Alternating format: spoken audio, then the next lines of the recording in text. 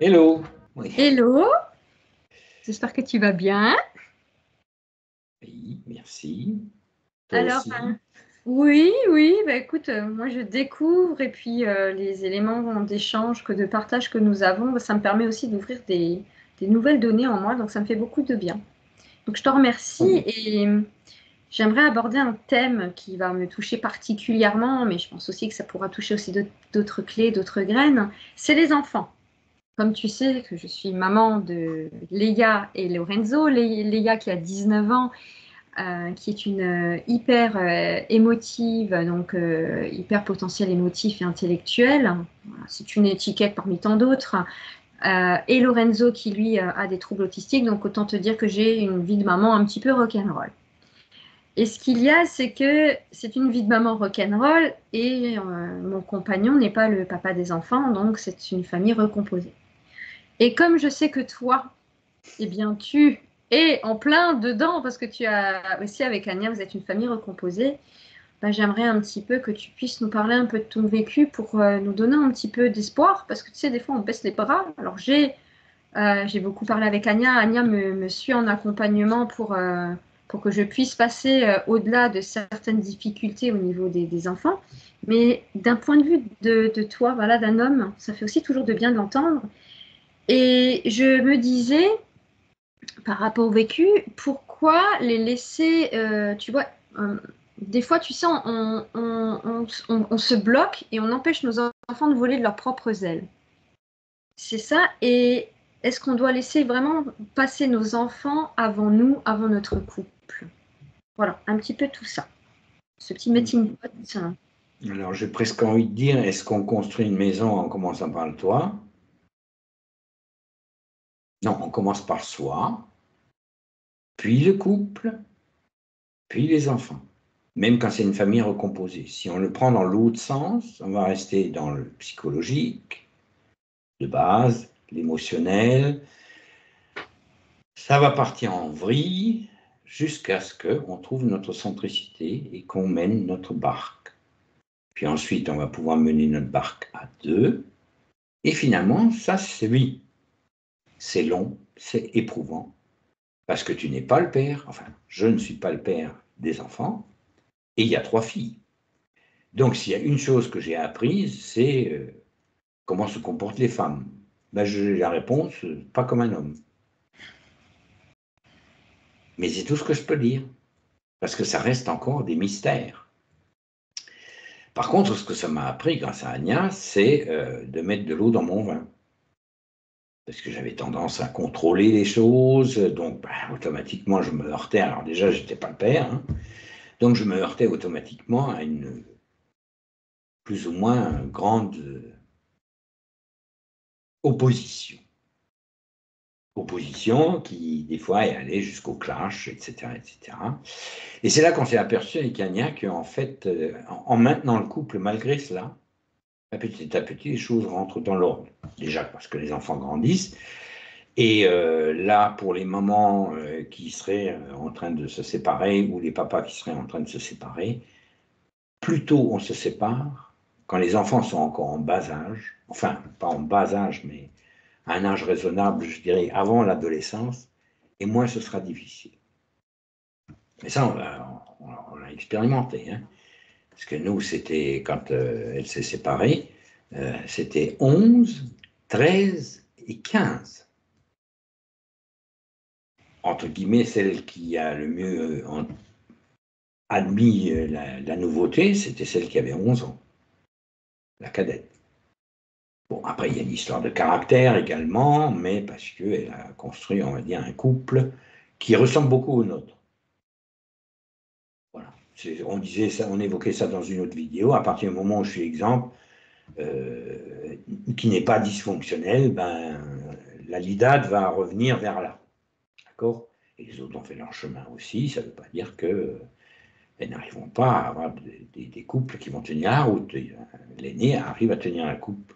En ayant été en opposition, elle a réussi à avoir un couple qui est tout à fait fonctionnel.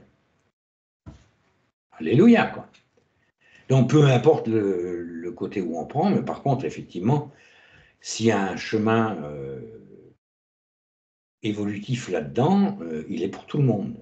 Et c'est un chemin qui est difficile, mais voilà, c'est comme le cheval qui apprend à sauter les obstacles. Hein. Si je fais un refus d'obstacle, j'emmène le cavalier avec moi. Donc là, on a sauté, voilà, ensemble, le cavalier et le cheval que j'étais. J'ai pas fait de refus d'obstacle, mais à chaque fois, ben, elle me guidait, si tu veux, parce que j'avais pas d'enfant. Hein. Oui, bah, c'est la situation. J'avais une autre vie où j'avais des enfants, oui, bien sûr, mais encore une fois, c'était pas les miens. Il y en avait 4. Hein. Mais comme le couple était dysfonctionnel, ben, je ne pouvais pas prendre ça comme exemple. Donc, et d'ailleurs, je prenais au début l'exemple de ça, pour dire ça doit être comme ci, comme ça. Non, il faut beaucoup plus de souplesse que ça. Et il faut tenir compte de la psyché et de la résistance au changement des enfants. C'est pas évident, hein. Radical.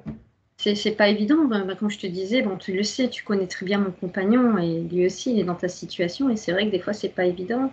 Ben non. J'espère qu'il regardera la vidéo, il saura par quoi je suis passé. Ben, mais il faudra que lui, il y passe. Hein. Oui, mais c'est pour ça que je me suis permise de te poser la question, parce que je connais des gens autour de moi qui sont dans ta situation et c'est vrai que ça fait du bien aussi d'avoir un témoignage. Par quoi tu es passé, parce que bah, tu accompagnes, mais voilà, par quoi tu es passé pour pouvoir aller où est-ce que tu es, et aussi par rapport à ton couple, par rapport à tes enfants. Et si tu te laisses déborder, ben, tu te laisses déborder, mais voilà, c'est pas parce que tu as chuté qu'il faut pas reprendre sur le cheval, quoi. Hein. Voilà, comme je dis, hein, ben, voilà, sinon c'est des refus d'obstacles. Tu finiras jamais la course avec ce truc-là. Et c'est sûr que quand tu as un enfant qui est dans le bas âge, et quand tu as des enfants, ben moi, quand je me suis mis avec mon compagnon, ben, c'était l'adolescence. Donc, oui, enfin bon, après, on ne choisit pas les événements, je veux dire. C'est sûr. C'est simplement pour que quelqu'un qui serait dans cette situation-là, et qui hésite encore parce qu'elle sait que son couple est dysfonctionnel et qu'elle a des enfants en se disant « ouais, mais je ne vais pas y arriver, etc. etc. » On ne vit pas dans la jungle, hein. Il y a des moyens. Tu travailles en mairie, tu sais très bien qu'il y a des possibilités pour une femme ou pour un homme d'élever ses enfants seul. Sereinement, oui, sereinement, seul. C'est pas l'idéal, certes, mais bon, il y a quand même des moyens. Donc, si on peut donner un éclairage, plutôt on met fin à une relation toxique. Après, il y a le côté de la dépendance aussi. Hein. Quand on a une relation toxique, on a toujours tendance à vouloir améliorer les choses, à se dire qu'on peut changer l'autre ou qu'il va changer l'autre, etc., etc. Ah oui, et puis surtout, bon. Tu sais, au début, quand tu as les enfants, ben, tu ne vas pas oser partir parce que tu restes pour les enfants. Oui, tu sais, beaucoup, je l'entends beaucoup, et c'est vrai que moi aussi, hein, ça a été un choix.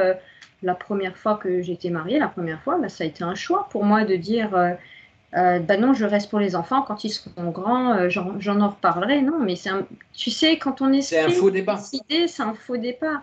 Et c'est vrai que ben aujourd'hui, tu sais, des fois, je me dis, ah, si mon compagnon là, il était dans ma vie beaucoup plus tôt, ça aurait été différent. Bah non, parce qu'en fin de compte, c'était ce moment. C'est cette expérience qui t'a amené le reste. Voilà, lui devait vivre la période de l'adolescence, et c'est vrai que ça nous permet de grandir, et même pour moi de grandir. Et de pouvoir témoigner, de pouvoir dire que ben, des fois, oui, on a envie de baisser les bras, on n'a plus de volonté, on en a marre, on se dit c'est pas possible, c'est mieux d'être seul, ça. Et au final, quand on se rend compte de tout ça, eh ben, c'est là que je me dis, mais est-ce que tu as pensé un tant soit peu à toi? Et quand tu redeviens à nouveau centrique, donc on revient vraiment à notre petit schéma du point de départ, là, du petit rond. C'est ça. Et ben, c'est là qu'en fait, tu dis, ok, tu te poses, tu vois un peu mieux, et là, en fait, c'est autre chose. C'est pour ça que c'est primordial d'être centrique, de travailler ce fameux soi. Parce que tout le reste en découle. Hein. Tout le reste en découle. C'est comme pour la santé physique.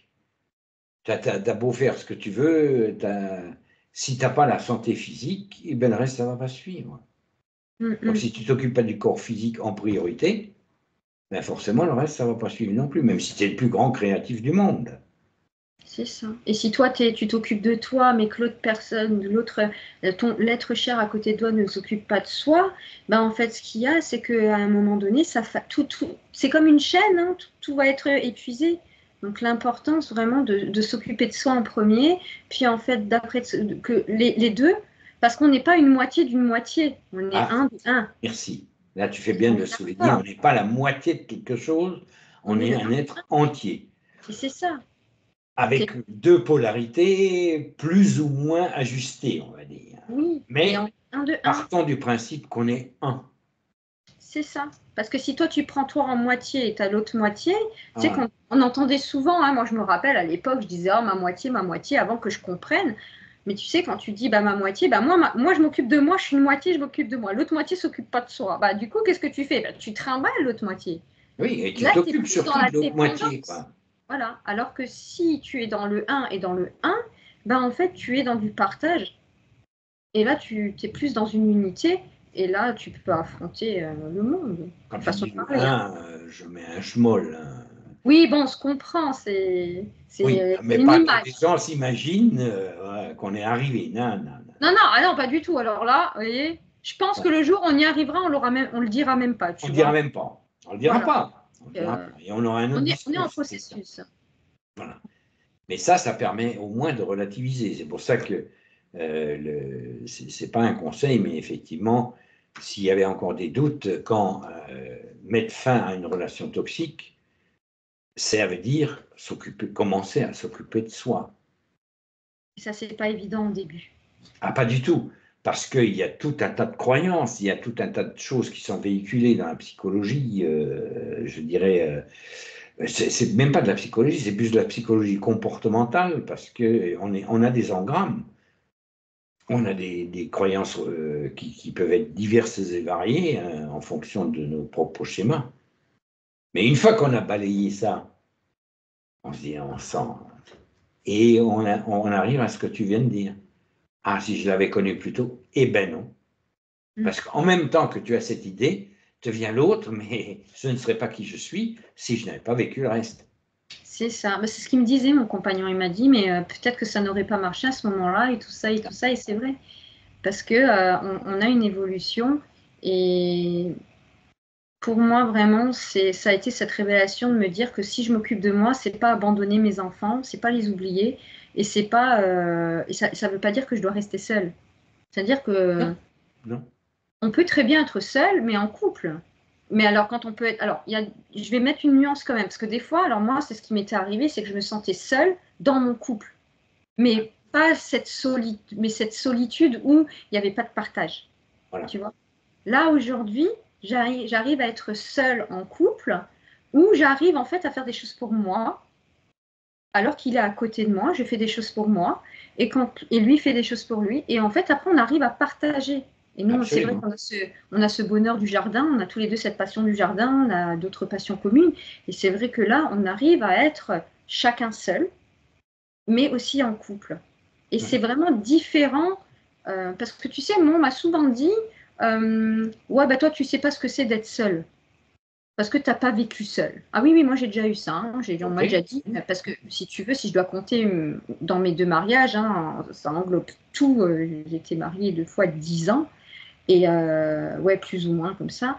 Non, le premier c'était 10 ans, le deuxième j'étais mariée 3 ans, mais j'ai vécu avec lui une paire d'années.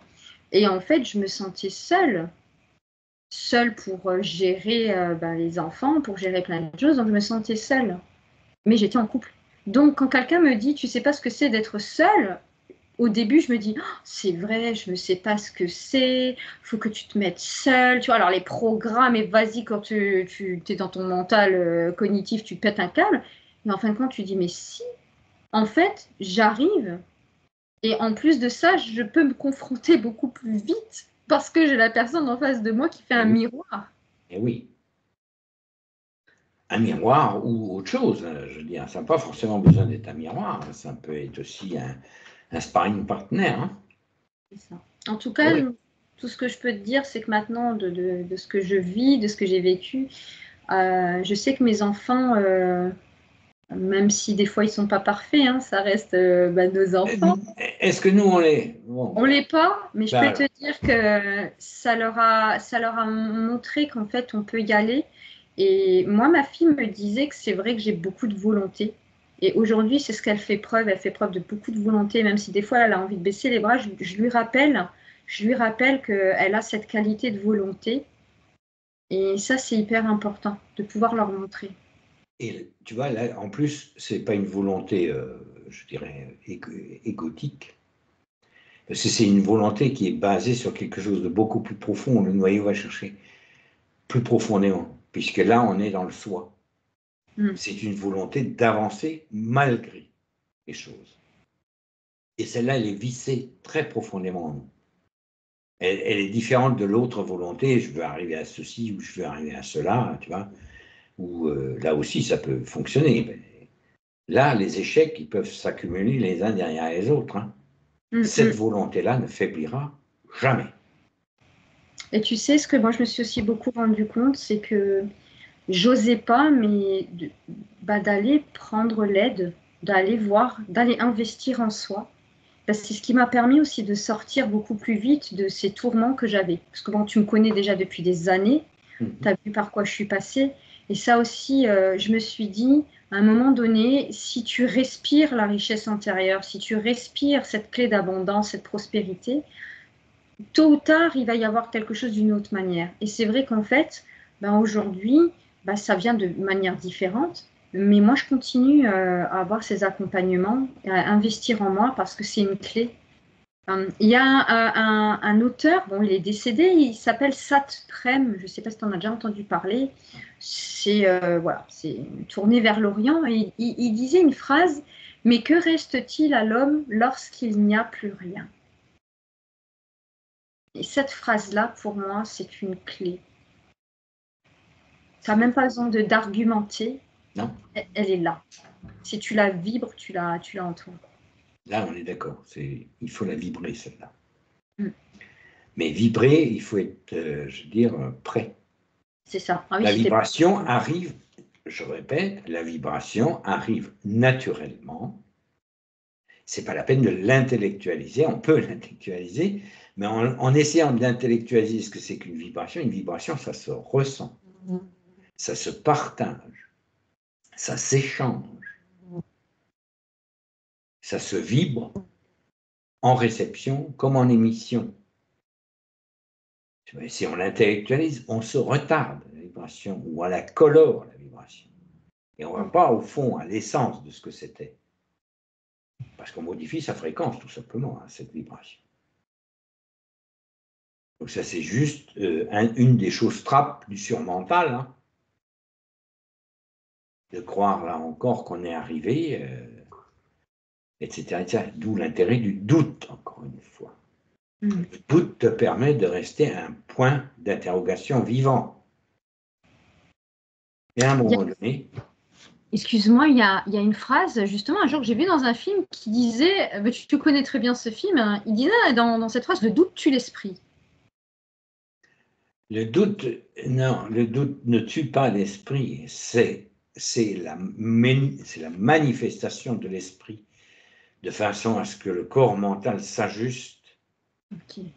Tant qu'ils sont en dualité, ça peut être vu comme ça, il ne le tue pas. Tu ne peux pas tuer l'esprit. Okay. Tu ne peux pas le tuer.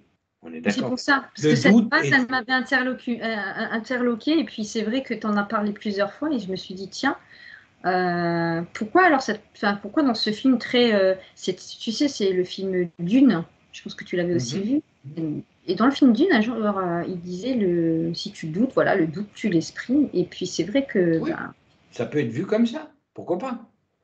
Et ça fait partie. N'oublions pas que les films, beaucoup de films comme Matrix, etc., ont une part, je dirais, de vérité, de révélation, etc., mais restent néanmoins très astralisés.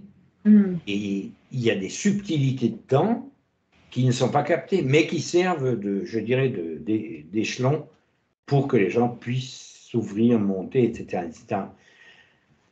Ça a son sens, si tu veux, quelque part. Mais nous, on est là pour débunker, justement, ce qui sont des clés assez subtiles.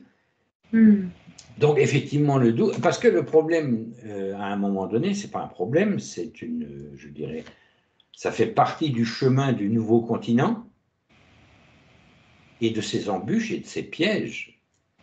C'est de ne pas douter. Tant que tu n'as pas la science infuse, tant que tu n'es pas supramental toi-même, il va y avoir doute, et le doute, c'est autant de chemins pour ne pas, justement, ni te prendre au sérieux, ni rentrer dans une sorte de supériorité par rapport aux autres, etc., etc.